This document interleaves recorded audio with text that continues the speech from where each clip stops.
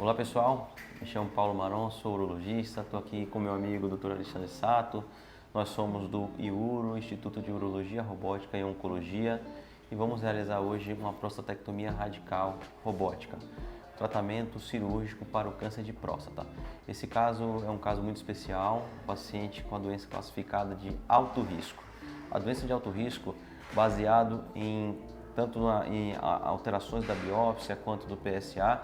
Esse paciente, por exemplo, ele tem uma alteração na biópsia classificada como Gleason 8, que é uma doença que tem maior probabilidade de se expandir, né? O Gleason 8, a classificação de Gleason, ela vai de 6 a 10 e o Gleason 8 é considerada de alto risco, o 4 mais 4.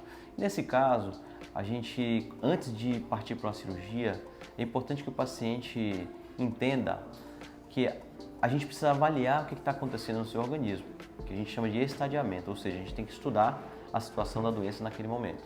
Então, Alexandre, a gente fala, né, para o paciente quando chega no consultório com esse tipo de doença que não adianta sair correndo para operar no dia seguinte. É importante a gente entender, né, como é que está a situação dessa doença, e eu queria que você comentasse um pouquinho como é que é essa avaliação aí antes da cirurgia, antes do tratamento.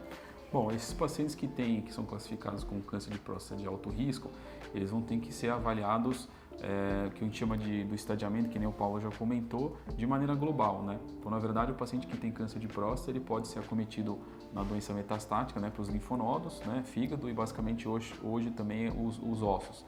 Então, a gente estadia o paciente com câncer de próstata com a cintilografia óssea, para ver realmente o acometimento ósseo, e a tomografia de abdômen total, que a gente vai avaliar a questão dos linfonodos pélvicos, retroperitoneais, enfim, são outros locais de acometimento do câncer de próstata, né? Esse basicamente é o estadiamento à distância. Alguns pacientes que às vezes chegam no consultório que não tem uma ressonância multiparamétrica, esse de fato é uma avaliação que a gente consegue ter uma avaliação melhor do estadiamento local, se tem uma doença que está localizada ou uma extensão extraprostática.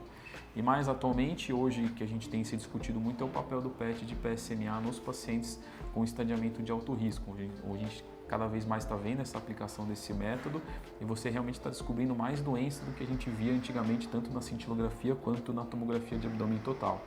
O PET scan, né, o PET de PSMA, como o Dr. Alexandre comentou, é o que é famoso aí na oncologia como PET scan. E é um exame bem antigo na oncologia e é muito comum os pacientes perguntarem se faz sentido fazer PET scan. Agora, para a próstata, a gente tem um excelente exame aí, né, um recurso a mais que a gente pode utilizar em alguns casos específicos, lembrando novamente que não é para todo mundo.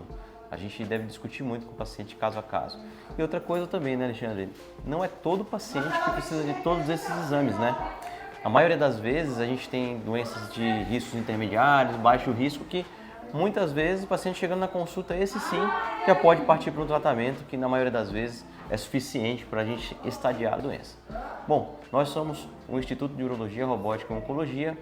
Acompanhe a gente nas redes sociais e nossos canais de YouTube. Um grande abraço a todos. Até mais.